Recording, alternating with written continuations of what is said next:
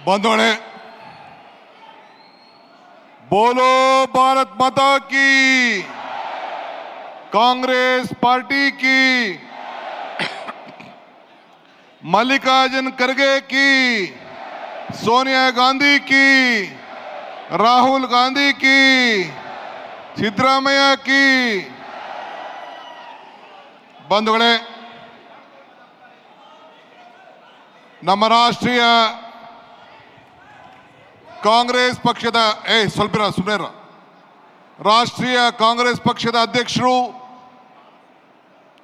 ರಾಜ್ಯಸಭೆಯಲ್ಲಿ ವಿರೋಧ ಪಕ್ಷದ ನಾಯಕರು, ನಮ್ಮ ಭೂಮಿಯ ಪುತ್ರರು, ನಮ್ಮ ಹಿರಿಯ ನಾಯಕರಾದ ಶ್ರೀ ಮಲ್ಲಿಕಾರ್ಜುನ್ ಖರ್ಗೆ ಸಾಹೇಬ್ರೆ, ವಿರೋಧ ಪಕ್ಷದ ನಾಯಕರು,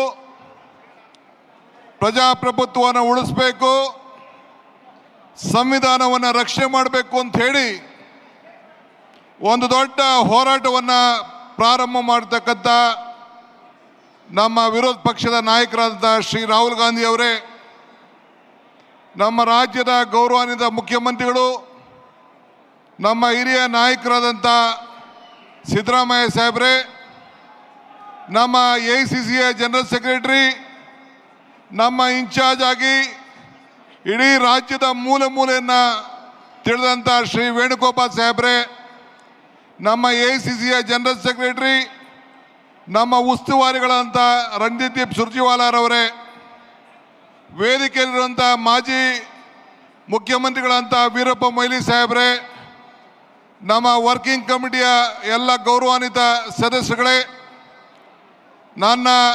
ನಮ್ಮ ಸಂಪುಟದ ಎಲ್ಲ ಸಹೋದ್ಯೋಗಿ ಮಿತ್ರರೇ, ಮಾಜಿ ಕಾಂಗ್ರೆಸ್ ಪಕ್ಷದ ಅಧ್ಯಕ್ಷರಾದಂಥ ನಮ್ಮ ಪರಮೇಶ್ವರ್ ಅವರೇ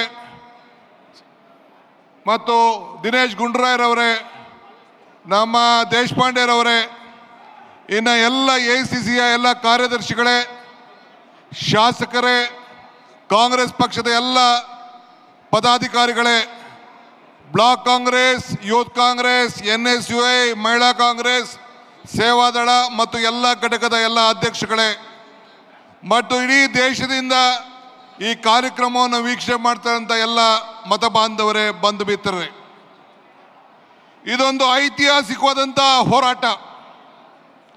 ರಾಹುಲ್ ಗಾಂಧಿ ಅವರು ಈ ದೇಶದ ಸಂವಿಧಾನವನ್ನು ರಕ್ಷಣೆ ಮಾಡಲಿಕ್ಕೆ, ನಮ್ಮ ಮತ ನಮ್ಮ ಹಕ್ಕು, ನಮ್ಮ ಸಂವಿಧಾನ ಅದರ ರಕ್ಷಣೆ, ಇದನ್ನೆಲ್ಲ ಗಮನದಲ್ಲಿ ಇಟ್ಕೊಂಡು ಅವರು ಸಂವಿಧಾನದ ಹೆಸರಿನಲ್ಲಿ ಪ್ರಮಾಣ ವಚನವನ್ನು ಪ್ರಾರಂಭವನ್ನು ಮಾಡಿ ಈ ದೇಶಕ್ಕೆ ಒಂದು ದೊಡ್ಡ ಸಂದೇಶವನ್ನು ಕಳಿಸ್ಕೊಟ್ಟಿದ್ದಾರೆ.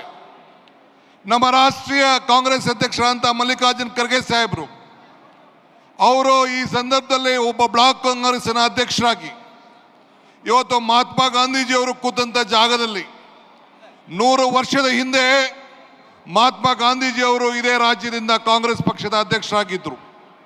ಅವರ ಜಾಗದಲ್ಲಿ ಇವತ್ತು ಅವರು ಕೂತ್ಕೊಂಡು ಇವತ್ತು ರಾಜ್ಯದ ಕಾಂಗ್ರೆಸ್ ಪಕ್ಷಕ್ಕೆ ಮಾರ್ಗದರ್ಶನವನ್ನು ಕೊಟ್ಟು ನಮ್ಮ ಈ ರಾಜ್ಯದ ಕಾಂಗ್ರೆಸ್ ಅಧಿಕಾರಕ್ಕೆ ಬರಲಿಕ್ಕೆ ಮುಂಚೂಣಿಯನ್ನು ವಹಿಸಿದ್ರು.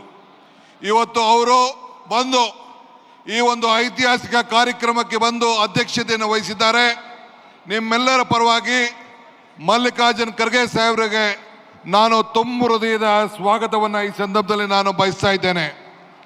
ಇದಲ್ಲದೆ ಶ್ರೀ ರಾಹುಲ್ ಗಾಂಧಿ ಅವರು ಕೂಡ ನಾನು ಈ ದೇಶದ ಎಲ್ಲ ಕಾಂಗ್ರೆಸ್ ಕಾರ್ಯಕರ್ತರಲ್ಲದೆ ಈ ದೇಶದ ಮತದಾರರ ಪರವಾಗಿ, ಇಂಡಿಯಾ ಒಕ್ಕೂಟ ಅಲ್ಲ, ಇಡೀ ಎಲ್ಲ ಮತದಾರರ ಪರವಾಗಿ ಒಂದು ದಿಟ್ಟವಾದಂಥ ಹೋರಾಟವನ್ನು ಪ್ರಾರಂಭವನ್ನು ಮಾಡಿ ಇವತ್ತು ಮುನ್ನುಡಿಯನ್ನು ಬರಿತಾ ಇದ್ದಾರೆ.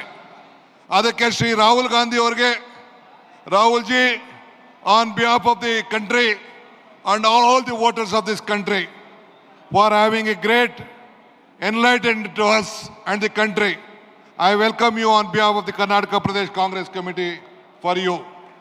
ಇದಲ್ಲದೆ ಇವತ್ತು ನಾವು ನಮ್ಮ AICCಯ ಜನರಲ್ ಸೆಕ್ರೆಟರಿಗಳು ಇದ್ದಾರೆ. ನಮ್ಮ ವೇಣುಗೋಪಾಲ್ ಅವರು ನಮ್ಮ ರಾಜ್ಯವನ್ನು ಅರ್ಥಂತವರು, ಅವರು ಕೂಡ ಬಂದಿದ್ದಾರೆ. I welcome Sri Venugopal for this great event. Apart from that, ಇವತ್ತು ನಮ್ಮ ರಾಜ್ಯದ ಮುಖ್ಯಮಂತ್ರಿಗಳಂತ ಸಿದ್ದರಾಮಯ್ಯ ಸಾಹೇಬರು ಅವರು ಕೂಡ ಬಂದು ತಮ್ಮನ್ನು ಉದ್ದೇಶಿಸಿ ಈ ಒಂದು ಮತದಲ್ಲಿ ಆಗಿರೋಂಥ ಅವ್ಯವಹಾರದ ಬಗ್ಗೆ ತಮ್ಮ ಹತ್ರ ಅನೇಕ ವಿಚಾರಗಳನ್ನು ಹಂಚಿಕೊಂಡಿದ್ದಾರೆ. ಅವರು ಕೂಡ ನಾನು ಈ ಸಂದರ್ಭದಲ್ಲಿ ಸ್ವಾಗತವನ್ನು ಬಯಸ್ತಾ ಇದ್ದೇನೆ. ಇದಲ್ಲದೆ ನಮ್ಮ ಸುರ್ಜೇವಾಲಾ ಸಾಹೇಬರು ಅವ್ರಿಗೂ ಕೂಡ ಈ ಸಂದರ್ಭದಲ್ಲಿ ಬೆಳಗ್ಗೆ ಸಾಯಂಕಾಲ ಈ ರಾಜ್ಯದಲ್ಲಿ ಅಧಿಕಾರ ಬರಲು, ಸುರ್ಜೇವಾಲಾಜಿ, you have fought with us last 4 years. You have been helping us to bring the party to come up power. So I welcome you on behalf of the Karnataka Pradesh Congress Committee, sir. I welcome all the Congress party leaders who are on the dais and all of them for again participating. And ನಿಮ್ಮೆಲ್ಲರೂ ಕೂಡ ಈ ಸಂದರ್ಭದಲ್ಲಿ ತಾವೆಲ್ಲ ಇಂಥ ಐತಿಹಾಸಿಕ ಕಾರ್ಯಕ್ರಮಕ್ಕೆ ಬಂದಿದ್ದೀರಿ. ನಾನು ಹೆಚ್ಚಿಗೆ ಮಾತಾಡಕ್ಕೆ ಹೋಗೋದಿಲ್ಲ. ರಾಹುಲ್ ಗಾಂಧಿ ಸಾಹೇಬರು, ಖರ್ಗೆ ಸಾಹೇಬರು, ಸಿದ್ದರಾಮಯ್ಯ ಸಾಹೇಬರು ಮಾತಾಡ್ತಾರೆ. ಮೊನ್ನೆ human rights commission, human right ಡಿಪಾರ್ಟ್ಮೆಂಟಿಂದ ಒಂದು ಸಭೆ ನಡೀತು. ನಮ್ಮ ರಾಹುಲ್ ಗಾಂಧಿಯವರು ಒಂದು ವಿಚಾರವನ್ನು ಹೇಳಿದ್ರು ಆ ಮೀಟಿಂಗ್ನಲ್ಲಿ. ಅವ್ರು ಏನು ಹೇಳಿದ್ರು ಅಂತಂದರೆ, ಈ ಸಂವಿಧಾನವನ್ನು ರಕ್ಷಣೆ ಮಾಡಬೇಕು, ಮತಗಳನ್ನು ಉಳಿಸಬೇಕು. ಪ್ರತಿಯೊಂದು ಹಾಸ್ಪಿಟಲ್ನಲ್ಲಿ ಯಾವ ರೀತಿ ಒಂದು ಬ್ಲಡ್ ಬ್ಯಾಂಕ್ ಇದೆ, ಅದೇ ರೀತಿ ಒಂದು ಲೀಗಲ್ ಬ್ಯಾಂಕನ್ನು ಮತಗಳನ್ನು ರಕ್ಷಣೆ ಮಾಡಲಿಕ್ಕೆ ಪ್ರತಿಯೊಂದು ಅಸೆಂಬ್ಲಿ ಕ್ಷೇತ್ರದಲ್ಲೂ ಕೂಡ ಒಂದು ಲೀಗಲ್ ಬ್ಯಾಂಕನ್ನು ಪ್ರಾರಂಭ ಮಾಡಬೇಕು ಅಂತೇಳಿ ಅವರ ಮಾರ್ಗದರ್ಶನ ಕೊಟ್ಟಿದ್ದಾರೆ. I agree Rahul G. On the legal day which we had a meeting, you guided us how an hospital will have a blood bank. On the same issue, you should have a legal bank to protect the voters and the constitution of this country.